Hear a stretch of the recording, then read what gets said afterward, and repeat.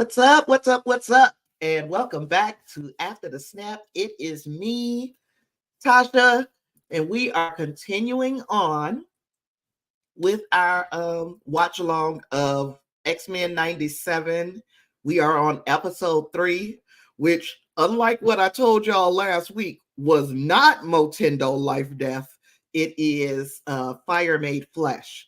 I just skipped that episode. I guess I just wanted to get to the Fire Made Flesh. I just wanted to get to the Motendo and Life Death episode. So I skipped ahead. That's what I did. Oh, hey, Bud. Glad you're here, girl. Hey, Grace. Glad to see you. I don't know if we're going to have Grace and Marge, but they are my mods, and I appreciate them. Even though it's like I've said before, it's pretty chill. We don't really ever have problems. But just in case we do, we got the mod squad who are here to keep things fresh in the chat. Now let me see, because I was doing something. I was over here doing quite a bit, to be quite honest with you. Between drinking a shake, I just got a shake. Yay for me. Putting on some Vaseline on my hands, I don't want to be looking all crazy about the hands.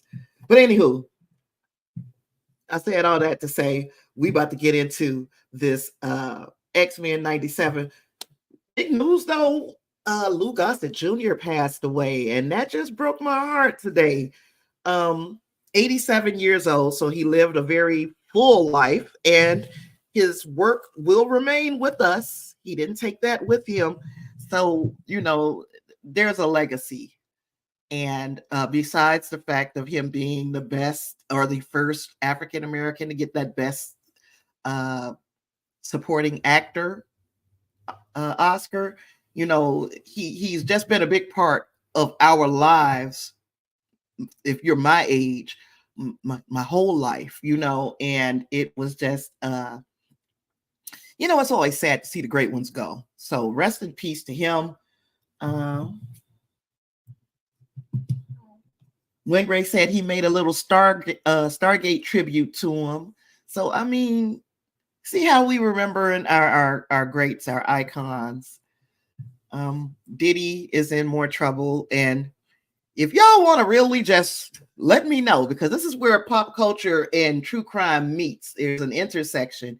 If you guys want to talk more about Diddy on a separate episode, let me know if you want to do that, because I'm game for it. There's a lot to discuss with that, but why not? If you guys want it, I'll do it. What else is going on? It's so much mess. So this week we're just gonna get into this X-Men, because it's a lot of mess. We could be sitting here all day talking about mess. Wigray says, "Go wherever the wind takes you." Yep, I might talk about it. We'll see. So, talking about this episode, Fire Made Flesh. This was also derived from a comic book story tale. So it's a more complicated story in the comics, but they make it simple in the cartoon. And that's good, because we've only got a limited amount of time for for this season. It's only 10 episodes. So it's not like you could devote 8 or 9 episodes like you did with the old X-Men series. You had the Phoenix Saga was that a 9 episode arc? It was a lot of episodes with the Phoenix Saga. So we had hey Marge, glad to see you.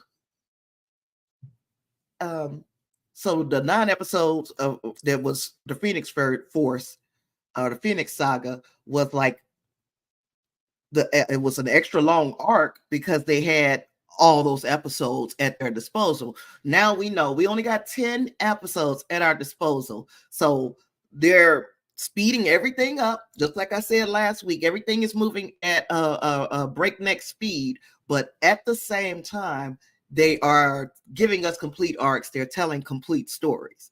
Now, this episode is about Madeline Pryor. We found out who she was as far as this extra Jean. One of them was Jean Grey. The other one was Madeline Pryor. And Madeline Pryor is simply trying to figure out who she is. And they didn't do a lot of diving into the spectacle of Madeline Pryor. They talked more about her personal journey. And if the personal journey, again, it went pretty fast, but in the spirit of keeping things short to make this season flow, you know, we have to give it to them on those kinds of things. Let me see. What else do I got here? Ain't a whole lot of pictures this week. I couldn't find those screenshots that nobody else had done for me, and I wasn't doing them. So the show adapts these comics where Jean's history matched her story in the Dark Phoenix saga, including the introduction of her clone, Madeline Pryor. In the comics, Madeline's transformation into the Goblin Queen took years. It is compressed into this single episode with this iteration. So we saw Jean and Scott's wedding portrait, X-Men, past X-Men storylines with Apocalypse and Cable. We know that those things are Buzz says she enjoyed that last episode. I'm glad you liked it because yeah, they crushed a lot in there. So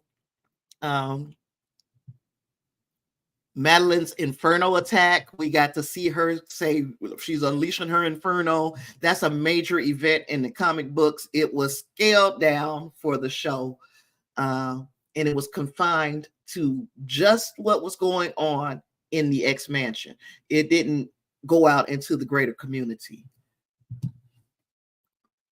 Atlanta Thrasher says, I called it. Yep, here we are. Whoever created the last episode definitely liked anime, when Grace said. And yeah, because I am not an anime, but as I was reading about this episode, they were talking about Akira and how they were, you know, some little shouts were thrown out in this episode to Akira. So if When Grace wants to share like what those particular call outs were, because I'm not familiar with the source material, so it went right over my head. We got some more insights into Morph's past and his thinking, because remember he was used as a puppet by Mr. Sinister back in season 1 of the original X-Men, the animated series. So we see Morph kind of, we knew Sinister was coming because when you look at the beginning, you saw in Morph's eyes, you saw Mr. Sinister's the eyes and the diamond in his head. We saw that in Morph's eyes, so that is still with him. So we got some insights into Morph. We saw Jean's origin when she first met Professor X. So I thought that was dope, and how her powers manifested when she witnessed her best friend be hit by a car and pass away as a child. So that all fit. And then we saw also Bishop's connection to the future. It's almost like, what was the reason why Bishop was there? That was one of my questions. Like, why is Bishop here now? Because before we knew what his motivations were for being in the past. But okay, so why are you here now, Bishop? And it looks like he knew that he would have to accompany Nathan Summers into the future, which he was going to have to save Nathan Summers' life. So he needed to be there to be the person who could take him to a point in time where Nathan didn't have to die from this virus that Sinister gave him. So just like in the comics, baby Nathan taken to the future, saved from the techno-organic virus that in the comics was given to him by Apocalypse, was it? But in this iteration, it was given to him by Mr. Sinister.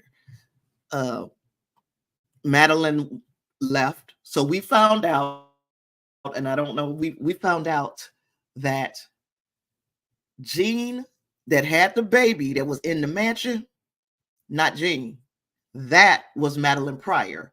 Madeline Pryor did retain all of Jean's memories, but when we saw the original Jean go into Madeline's mind, we saw that she didn't feel connected. She could see these events in her mind, but she couldn't picture herself doing it because it wasn't her doing it. It was Madeline. So one of the big questions is, how long has Madeline been posing as Jean? Was it all off screen when she got changed, or was it some point in the original animated series that they are going to say that Jean was switched, that Mr. Sinister put his plan into action way back when? Let me see. Hey, Clarence, good to see you, sir. Atlanta Thrasher said, if they could cram that much comic lore into one episode of a cartoon, why did we have 3 Hobbit movies? Kudos to X-Men. You are correct. They found a way to make it concise. And we had 3 Hobbit movies because they knew that they could string everybody along for one more movie. They was like, we could put one more movie out and make this money. And you know, it doesn't work like that with the X-Men series. So they like, we can just throw it all together. We can put it all in there. Because yeah, if I could, it's just like Doom. Now, I'm not saying that I haven't even seen the second part of this Denis Villeneuve's Doom, but the first part where they stopped, I was I was a little miffed. Now I'm going to try to watch it when it comes on. What is it coming on? Max. Whenever that happens, I'm going to try to figure out a way to get Max to watch it. But they know that they can stretch this story out to a trilogy, and we're going to keep going to the movies. But that's neither here nor there, right? So the exit of Madeline Pryor was also comic accurate. It was from a classic X-Men comic book. So there is that. She left, you know, in a comic accurate manner. And then the scene with Storm sets up Forge. We met Forge again in the future. This was, I guess, Storm's first time meeting Forge, but Forge had, let me think now. Forge had knowledge of what happened with Storm, and he wanted to help her. Now we know that there is some stuff that happens in the comics that we're not going to discuss today because it could be a spoiler for people who don't know, and I don't want to spoil anything for people who don't know. But we did see him and Storm meet, so we know that there is an arc in the comics that they could be going down, a path that they could be taking, that would result hopefully in some type of resolution for Storm. I'll leave it at that. And Morph. He transformed into different characters again during a fight scene, and he picked up their fighting styles just like he did in the last episodes. This time he shapeshifted into, I want to say, magic. Correct me if I'm wrong. Said spoilers. Wolverine is hairy, says Bub. Yeah. That right there is a spoiler. If you did not know that Wolverine was hairy, I'm sorry to have informed you today. When Grace is agreeing with you too, Atlanta Thrasher, you are correct. So when did Mr. Sinister kidnap and replace the original Jean? How long was Madeline a member of the team? And then another question, I guess, would be, did this happen? I asked this question between X-Men the animated series and X-Men 97 in that 1 year span, or did the change happen during the original series? Seems like even the Jeans don't know when it happened. Both of them are equally as perplexed by this. So tell me what you think in the comments. Do you think they were switched in the original series, or do you think the switch happened in the year since Professor Xavier has been gone? I guess we could think a little. It would seem like Professor X, if he were there when they were switched, don't you? Would he have picked it up, or would he have picked up an extra Jean moving around in the world when, or not maybe moving around because it looked like she was being held captive? Wouldn't he have caught the brainwaves of an extra Jean? And when Grace said, "Oh, it happened in the OG," so that sounds like 100% positive. Tell me how. Tell me how for sure. I think it did too. I think it happened in the OG, but tell me your reasons why, because I'm not 100% sure. It seems like the scenes that Jean couldn't see when her face was blank in her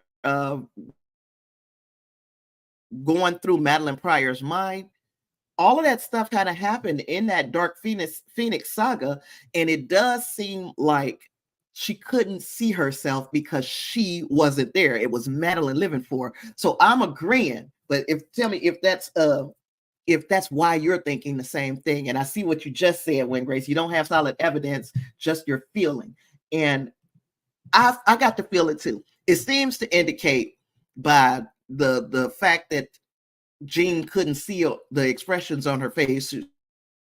The person in her memories was like a stranger to her. She didn't see a face.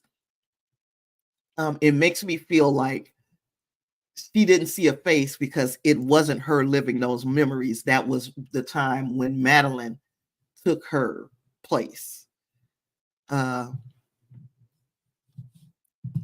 Now,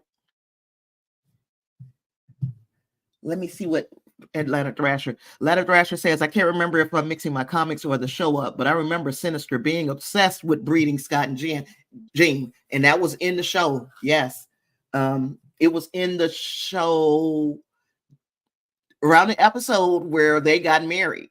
So like maybe within the first 5 or 6 episodes of the original animated series, we started going down that path, because that was when Morph was killed. Then Morph came back to exact revenge, but he, remember, was under the control of Mr. Sinister, and he was who married Scott and Jean.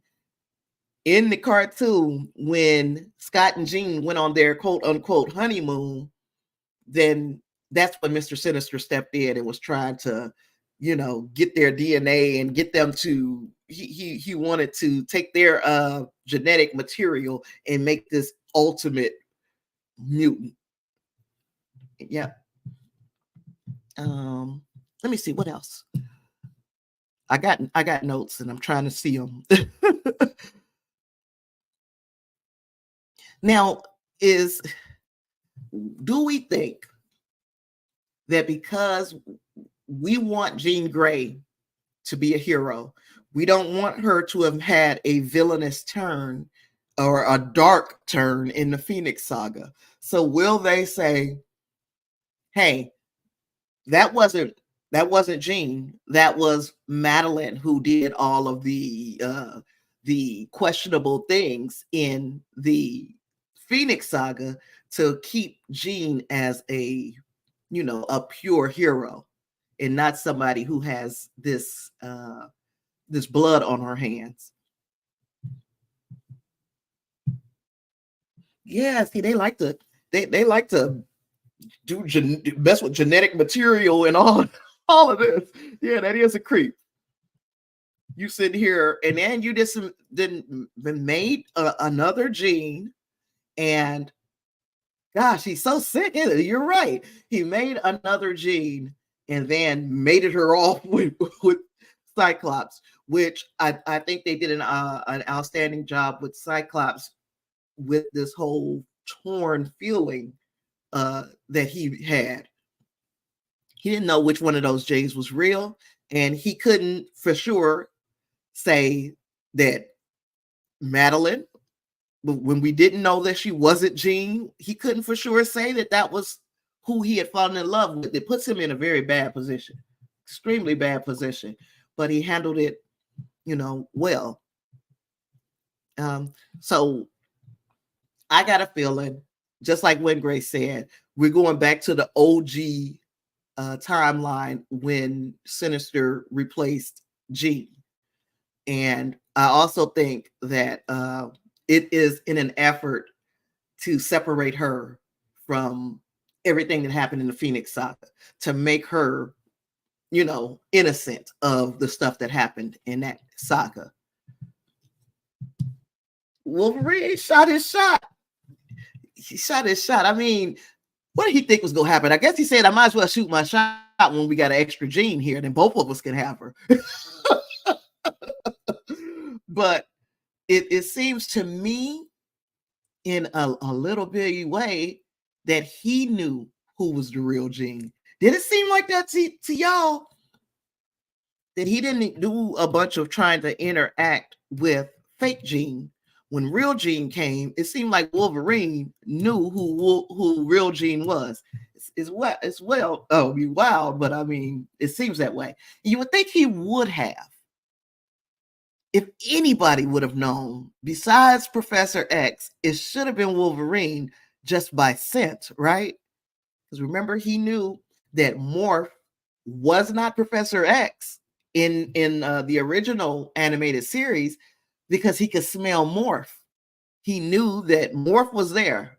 That was not Professor X. So if anybody should have caught on to the fact that that was not the real Jean, it should have been Wolverine. Atlanta Thrasher says that dude needs to take a cold shower, wash all that hair, and drink a cold bub. Oh, yeah, he should have known. Day one, she should have had that new Jean smell. He shouldn't have, the first day, he should not have been able to smell Cyclops on her. You know what I mean? So there's a lot of ways that I think Wolverine should have known, and maybe he did. So do we think that we're going to see Mr. Sinister again? I think we are, but let me know what you guys think in the comments. Also, in episode 3, things didn't end too well for baby Nate. Baby Nathan Summers got messed up. His genes got tampered with. The X-Men interrupted Sinister in the middle of this experiment when he was messing with the baby's genes, and now Nathan has this techno-organic virus. We know that in the future, let me see. Oh, Bun got a good question. She said, is he really married? Yeah, he's really married, but to the wrong Jean. He wasn't married in the original series, and I'm guessing they had some type of second ceremony or something to that effect. But he was married, it seems, to the wrong Jean, unless I'm reading it incorrectly. because there was a part that actually Madeline Pryor got upset, started breaking pictures around there. Remember? So she's breaking these pictures, and was she breaking them because this was a time before her? So now I'm thinking differently. But I'm still rolling with my first thing. She was replaced OG in the original animated series, and that something happened at some point during that original animated series.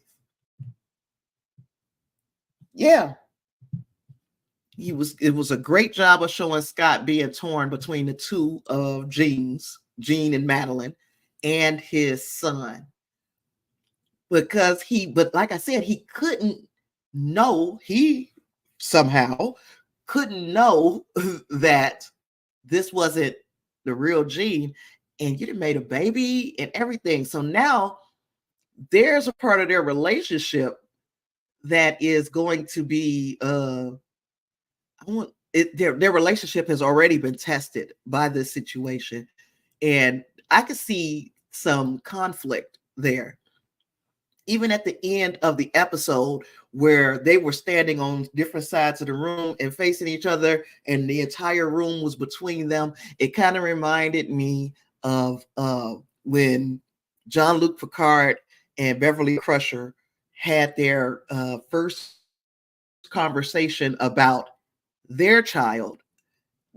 The space between them, even though it was confined to one room, there was a lot of space between these characters, and we saw them come together, and you started to see where things were starting to mesh back together as they got closer together. I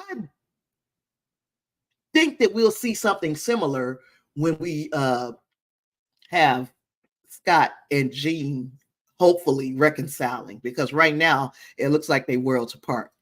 And I really love, and I've always loved it, I suppose, that it's like a grown-up it's a grown-up storyline. So the kids got their stuff that they're going to be watching and waiting and looking for, but then our grown-ups, this is soap opera. This is as much of a soap opera as it can be in an animated form. Atlanta Thrasher says the mutant version of Jerry Springer sounds like a job for Mojo. I married my girlfriend's clone, and I'm in love in a love triangle with a Canadian. Now it's like a love square hexagon. You got two Genes, Wolverine, Scott, and the baby. Lord have mercy. Is the real Gene going to hook up with Wolverine? Guess we're gonna have to watch and wait to see. That's one I can't answer. I don't think she would, because boy, wouldn't that get messy. It's already a messy ass house they living in.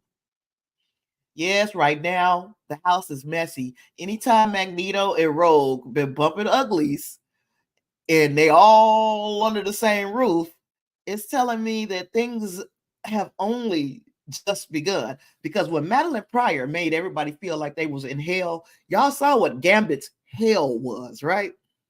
Gambit's hell was watching his girl, the girl he loves, melting, sharing bodies with Magneto.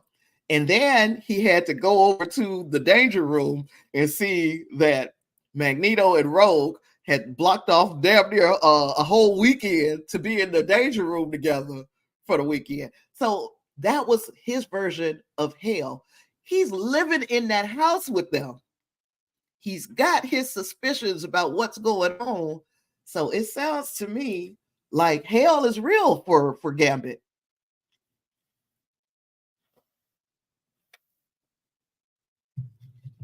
Oh. So we know that baby Nathan is eventually going to become Cable. But how exactly will that happen?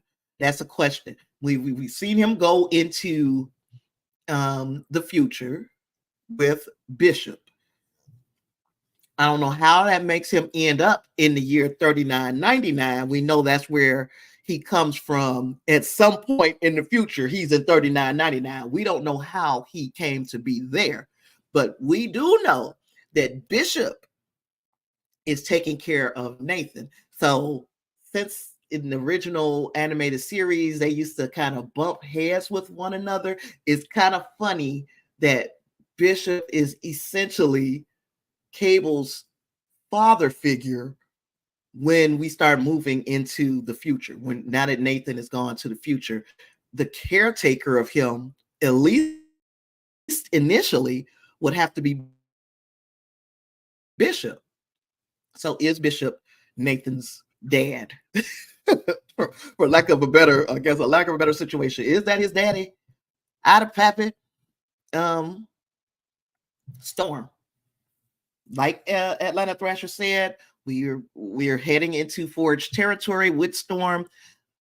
Will her loss of power be for the short term, for the long term? When will she get her powers back? Will we see her come back to the X Mansion this season? It seems like they're zooming through storylines, so it's possible. I'm not going to say what I was going to say. There is a storyline that sees her return to the X Mansion, and she has to basically have a battle with another one of the X-Men, but I'm not about to ruin that for you. So we're going to see Storm. She's already been established as an Omega level threat in this season. We're going to see her as a force to be reckoned with, whether or not she has these powers. We're going to find out what Storm is really made of, and that she's more than those powers. Atlanta Thrasher says Scott, being the world's best Boy Scout leader, couldn't make a decision that everyone already agreed was best for Nathan. Yeah, it would have been best. That was the best case scenario. There was nothing else that could have been done. But do you think a little part of him? Oh, I shouldn't say that he wanted the baby gone because it wasn't with the right gene. You know, he feels in some way, shape, or form a little bit of guilt about not knowing the difference between his girl and his girl's, for all intents and purposes, twin sister. Whew. Crazy stuff. All right, then we got to ask ourselves about Rogue and Magneto. We got to keep talking about Rogue and Magneto. I know it seems really gross, but they keep coming back to it in in these episodes. They bring back to the fact that, you know, Rogue and Magneto seem to have this little thing going on. So will they officially become a couple? Are they going to take it that freaking far in this Disney Plus series? And if so, how is that going to affect everybody else? Again, we all living in the same house. It's one thing to tip around doing stuff. It's something entirely different. You can't keep it a secret forever when you all are living in the same house. And while the X-Men, the remaining X-Men after Professor X's death, disappearance, travel to Shi'ar with his space bay, the remaining X-Men seem like, okay, Magneto looked like he's trying to, you know, he's trying to do things right. We're going to give him a chance. But wouldn't it be too far? Wouldn't it be a step too far if to accept that now he is the head of Xavier Institute, but then at the same time that he is banging Rogue? It's just, it would just seem, it would be too much for me. I know that for sure. And then how much crazier would it be if Rogue were to get pregnant? And there is precedent in the comics for that happening, and that they end up having a child. Now, the child, I'm not going to talk about the child because, again, that's putting too much information. But I will say this: it would introduce some more drama, some more conflict, some more emotion if Rogue were to get pregnant. The one person who was not supposed to be able to touch anybody. If Rogue were to get pregnant and have a baby with Magneto, how would that make Jean and Scott feel? So there's I guess there's a way to make it make sense for Magneto and Rogue to and get pregnant, but will they go there on a Disney Plus series? They've already gone a little bit further than I thought they would by having Magneto and Rogue, you know. uh Now, also, Magneto is the headmaster of Xavier Institute. What happens if Professor X comes back? And I fully expect him to come back. I don't think that we'll have an entire season with the only Professor X that we had is when Scott was having was visiting his circle of hell, and he saw that weird Professor X. And then also the times that Morph has morphed into Professor X. I think we're going to see more Professor X than that this season. And hopefully I'm right. I could be wrong. You know, I've been wrong before. So if Professor X comes back, is Magneto going to peacefully transfer power back to Professor X? Or will he say, you know, nope, the world thought you were dead, and I'm going to let you be dead.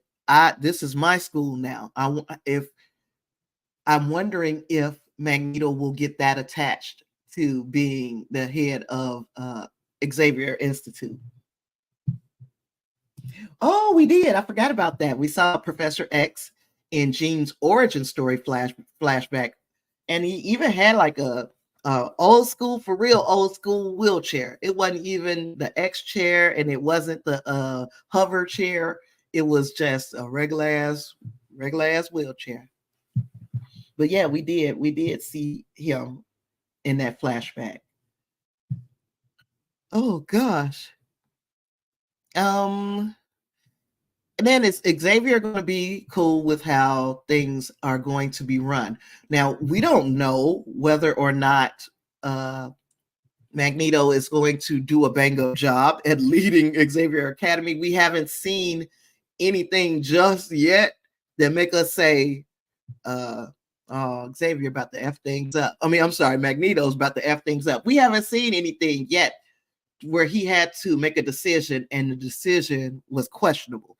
And maybe I'm just freaking suspicious of him because it's Magneto.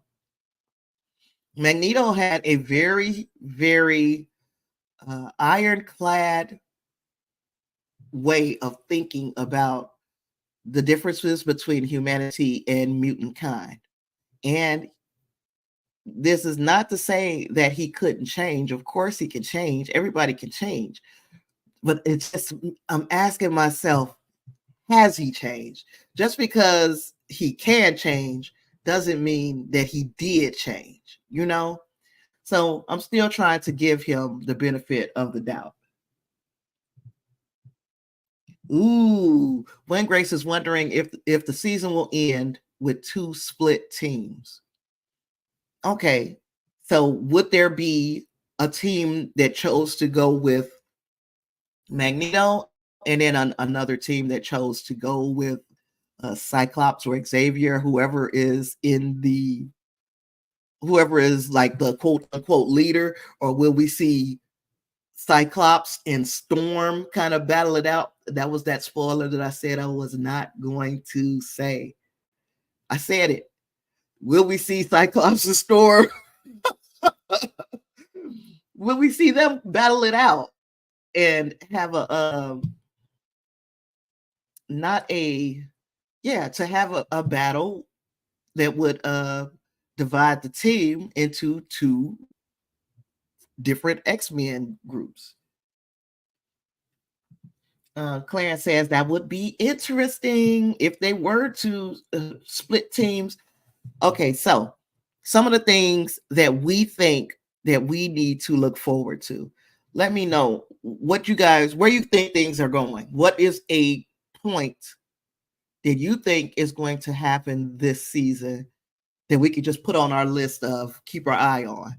Now, my number one thing is Xavier comes back. So I'm gonna put that on my list. Xavier returns.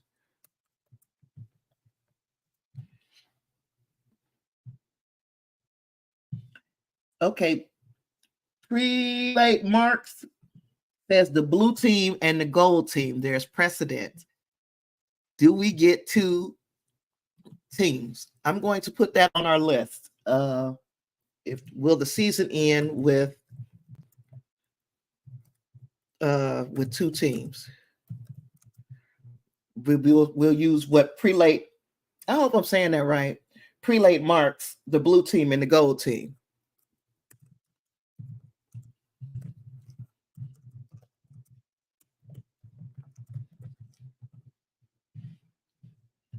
My typing is atrocious.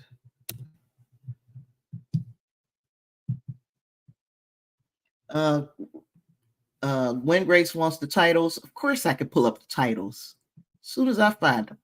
Let me go back and get them for us.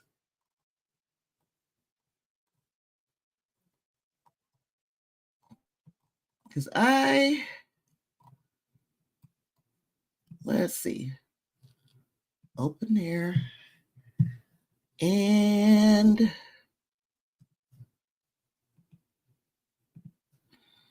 when Grace, you trying to see what's on the title list so you can think of what else might be what else might they be where they might be going, I think.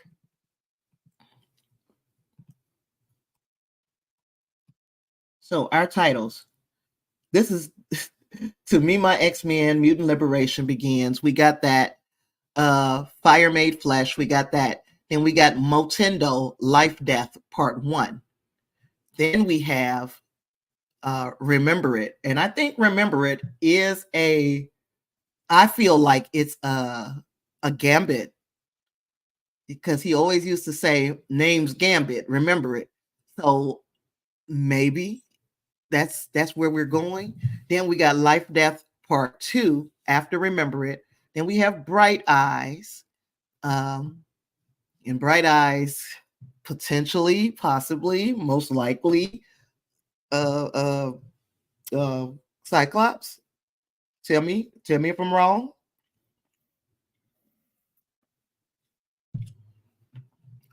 Then we got 3 episodes to close out the season. All of them are Tolerance is Extinction. It is a 3-part season finale. So we've got some big ones coming up, because we got a 2-parter, even though it does have an episode in between it, and then we got a 3-parter. Bright Eyes did you tell me that before? Bright Eyes could be Sinister. They always show him in the shadow with glowing eyes first. Yes, he could be. So we got Xavier returns. We got will season 1 end with blue team and gold team. What else do we think?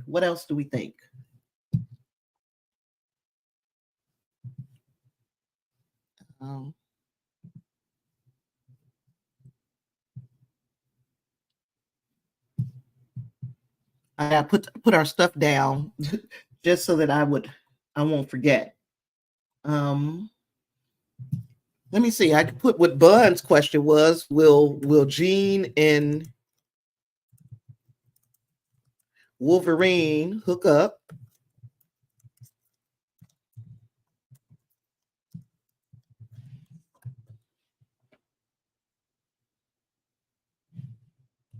I spelled Wolverine wrong.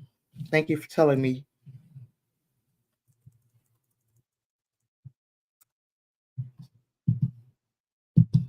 Let's see. Is there anything else? Squirrel Girl is going to save anyone or save everyone. When Grace says, I also imagine we'll have to see Juggernaut, even if he isn't a main character. Juggernaut appearance.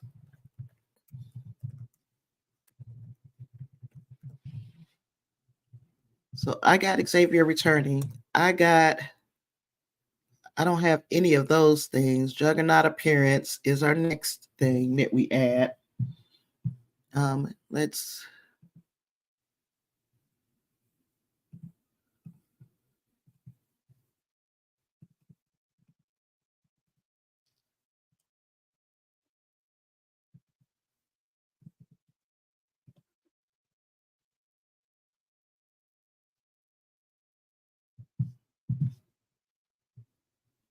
see. Atlanta Thrash said the X-Men show was notorious for having other Marvel characters on without approval. I wonder if we'll get any special appearances now that they do.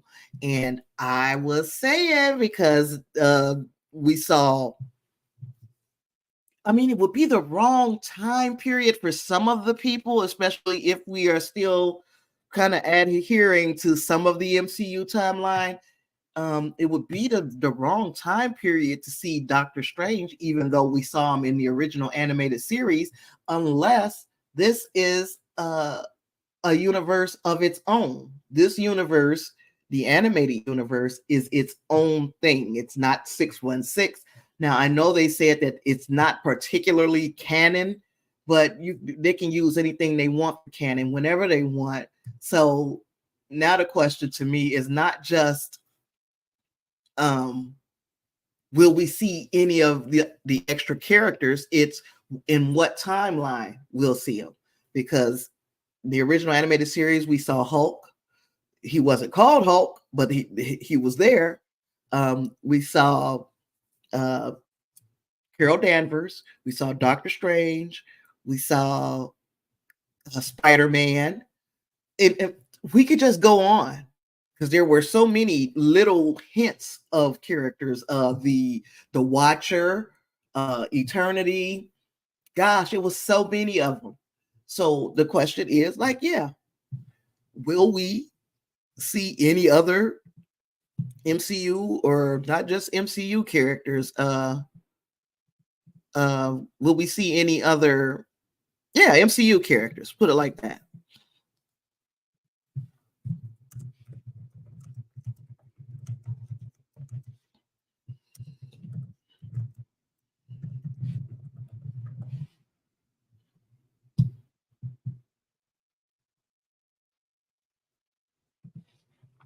Did y'all catch the scene picture of the original team? Who all was on it? I don't know if I saw it. I don't know if let me see. Original X-Men team.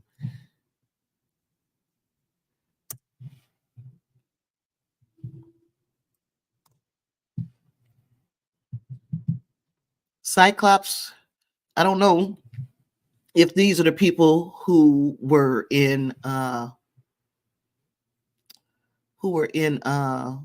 picture that we saw in the episode, but we do know there was Cyclops, it was Beast, Angel, Iceman.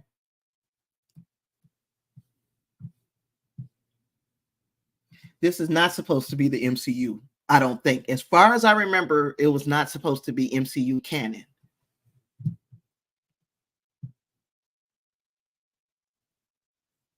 Okay. Atlanta Thrasher says, I heard he doesn't remember where, or they don't remember where, that this universe is also separate from the X-Men cinematic universe as well. So anything is game. Angel and Iceman, back when he was a snowman. Oh gosh. Yeah. Iceman, Angel, non-furry Beast with the big feet, Jean, and Cyclops. That makes sense. Says Snowman Iceman is the goat with his boots. Oh, and the non-furry beast, right? Bigfoot.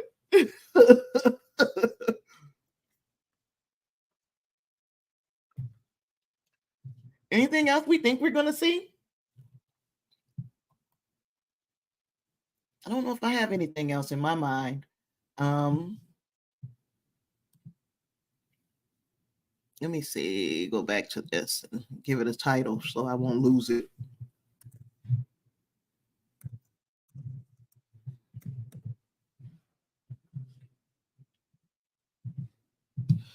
Well, shoot.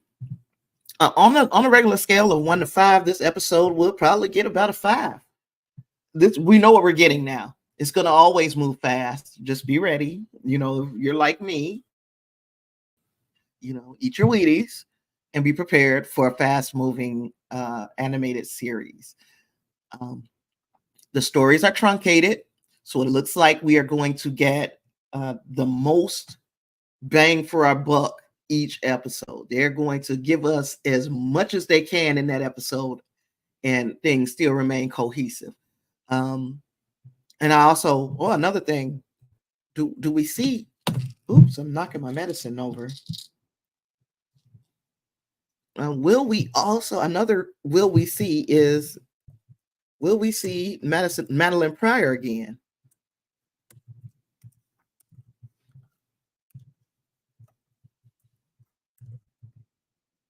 Or are we done? Are we just done with Madeline?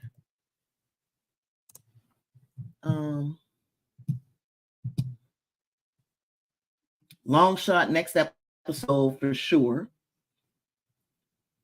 Hopefully still mulleted. I'm hearing things. So long shot next episode for sure. Atlanta Thrasher said this is the best Marvel content in ages. It is. It's pretty good. And look, I've liked some of the stuff that nobody else has liked. I've liked some of it, So I'm not going to sit here and shit on all the rest of the stuff that's come out.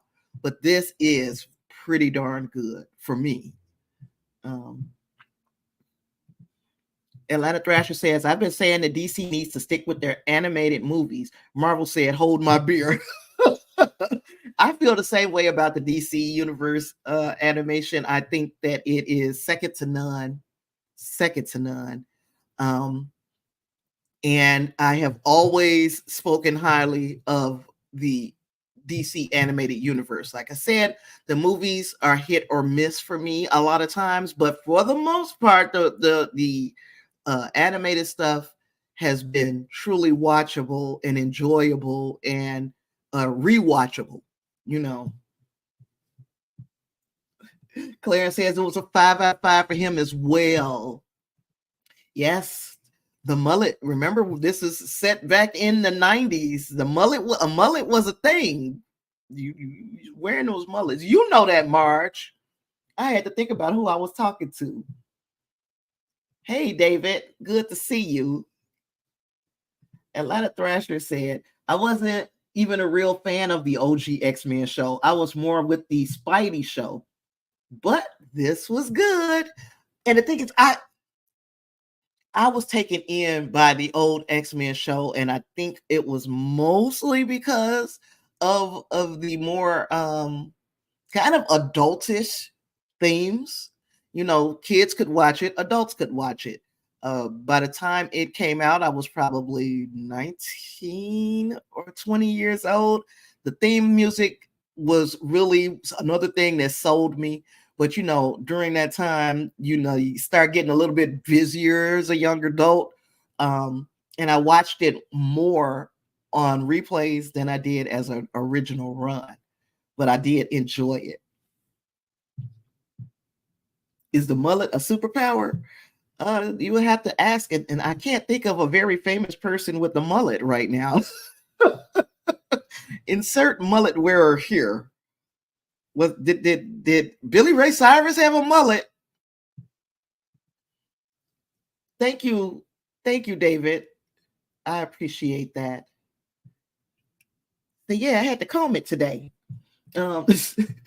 Clara said, makes me wonder how much the original runner contributed and how much it will change.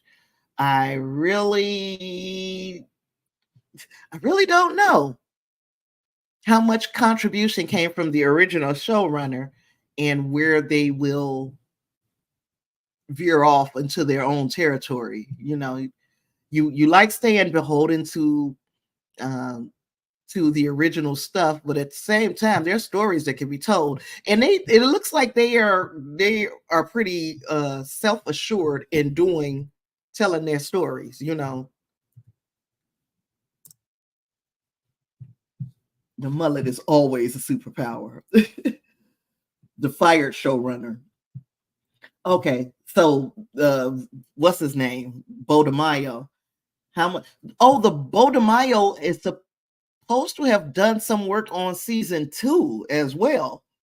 So I don't know how much, but Bodemayo did some work on season 2 as well. Now I don't know when the deviation from season 1 to season 2.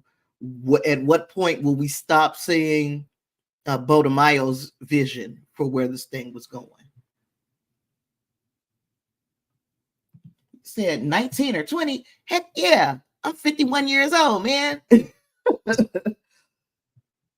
It has been a long time. Long time. Captain Planet did have a mullet. Every time I think of Captain Planet, I think of Don Cheadle. I don't know how many people saw that sketch with Don Cheadle when he was Captain Planet, but Lord have mercy, the shit was so freaking funny. Action gets his cane. You know, I can't see. The power is yours. Oh gosh.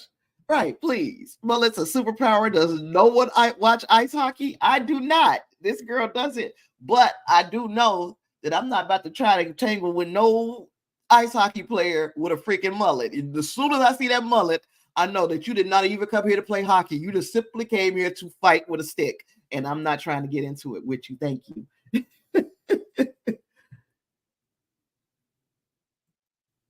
On season 3? Oh my goodness. Oh my goodness. Atlanta Thrasher solved the Don Cheadle. He saw the Don Cheadle Captain Planet. It was hilarious. The mullets came back though. Atlanta Thrasher mullets have come back, and these kids is getting them, and they are, like you said, they're not as committed to it as the people in our kind of age range back then. They ain't as committed as they were in the 90s to the mullet. The mullet hung around for a long time before it became, you know, a thing of the past, so to speak. Yeah. Oh, and I've always loved Nick Cage in everything, in anything. Kids now love mullets and wispy mustaches. They got the whole, what was the Napoleon Dynamite friends? What was his name? They got the whole little vibe of Napoleon Dynamite's friend. Is his name Pedro? Vote for Pedro. Gosh. So anyway, we've talked enough, but I've covered what we think is going to happen. I say Xavier returns. We're wondering if season 1 is going to end with a blue team and a gold team. We're wondering if Jean and Wolverine will hook up, and we are wondering if Juggernaut will make an appearance. Will we see other MCU characters? Will we see Madeline Pryor again? And how long is Storm going to be without her powers?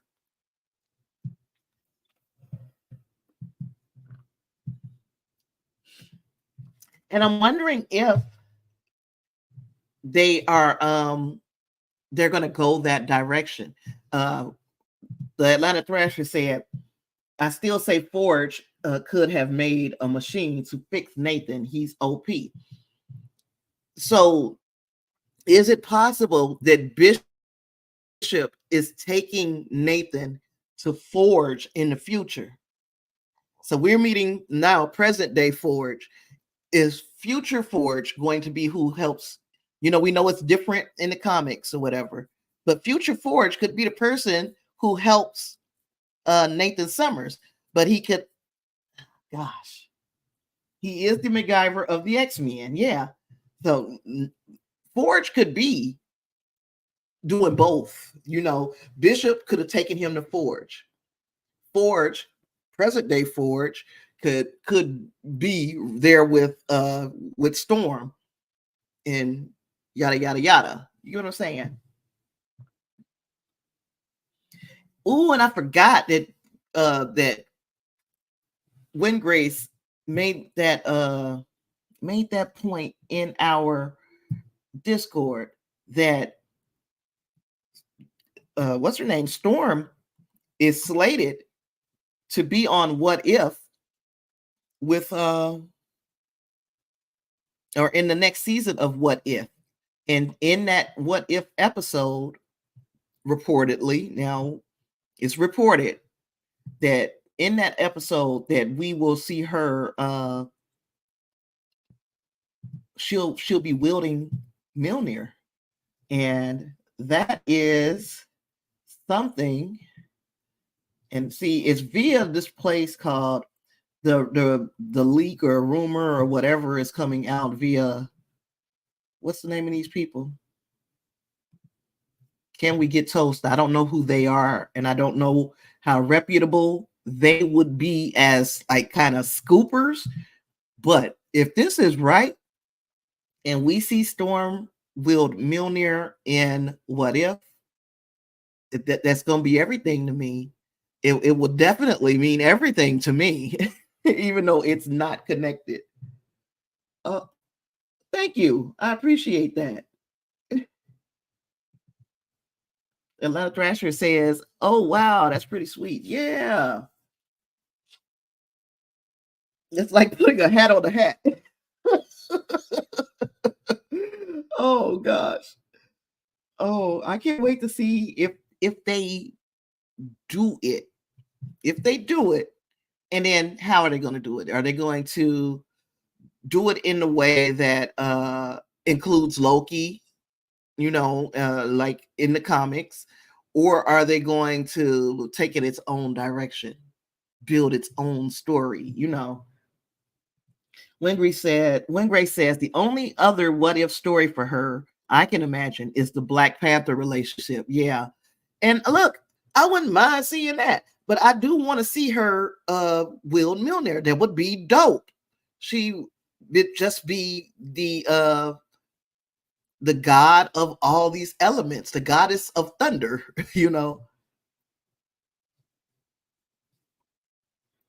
He said, if anyone could be worthy, it would be her. I don't recall her having any negative marks. Can't think of nothing either. Nothing that would prevent her from being worthy, of wielding. You got to be pretty special to wield Mjolnir anyway. Most straight-laced of the X-Men. She's very matter of fact. She comes in like, I got to say my rap lyrics before I use my powers. She ain't coming in quiet. She coming in, she telling you, I am Storm, master of the elements. And she got to do all of that. She can't just come in and freaking use her powers.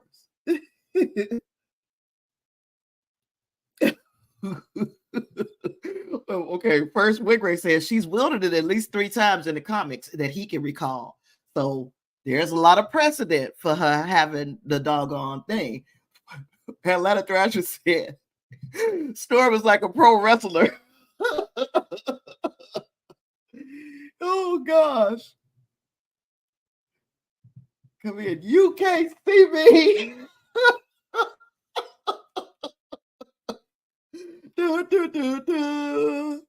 Okay. Look, y'all. I didn't come here for a long time today. I came here for a good time.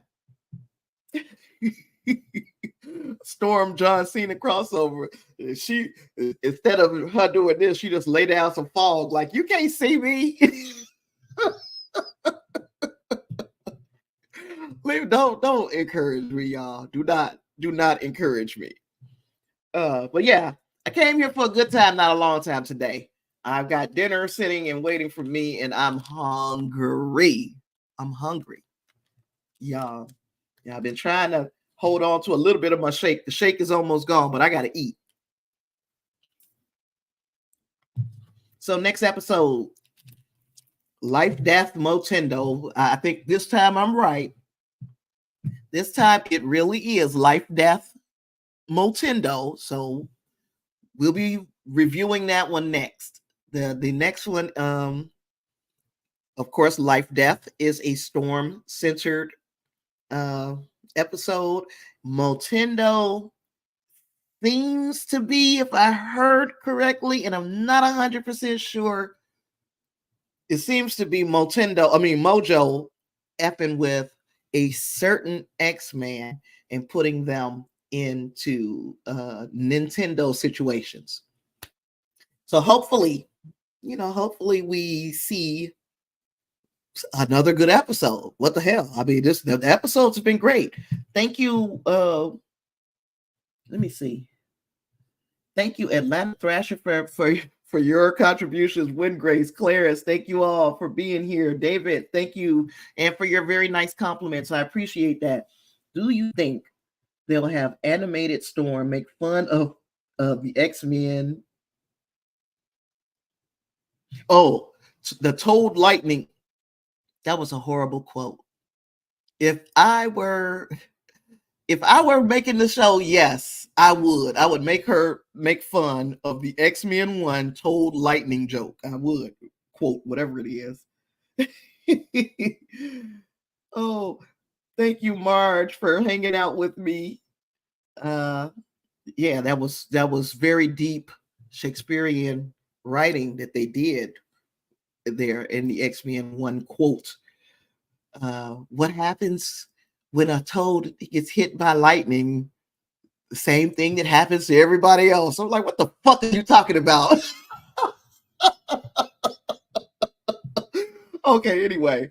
Did I say I said thank you, Clarence? Yeah, so and if you were here and this didn't, and wait a minute, it was somebody else here and I can't remember the name because this was your first time in my chat that I remember. You were here before. I'm sorry, but I can't remember your name right now, and I can't find the freaking comment. Yeah, no, Atlanta Thrasher is always here now. Thank you for being here too. I can't find their name, but I appreciated you being here. And if there's anybody else here who just didn't want to check in with us, that's fine. We'll be back here next week, probably next week, Sunday. Prelate Marks. That's who it is. Prelate Marks. So anyway, thank you. Thank you for Prelate Marks. Yeah. Lysandra is my sister from another mister. So she checks in and out, but she was here as well. Thank you guys. Thank you. Let me see. Oh yeah. We're going to probably do it Sunday because, this week, Sunday is Easter. So happy Easter, everybody. Happy Good Friday. If this is your thing, if this is what you guys acknowledge or celebrate, have a good one. Have an enjoyable that this weekend. And then next week, we'll try to get back together on Sunday. If you want me to talk about the Diddy situation and we can kind of go through the latest lawsuit. So I don't have any information on the what was seized in the raids, but we do know that doggone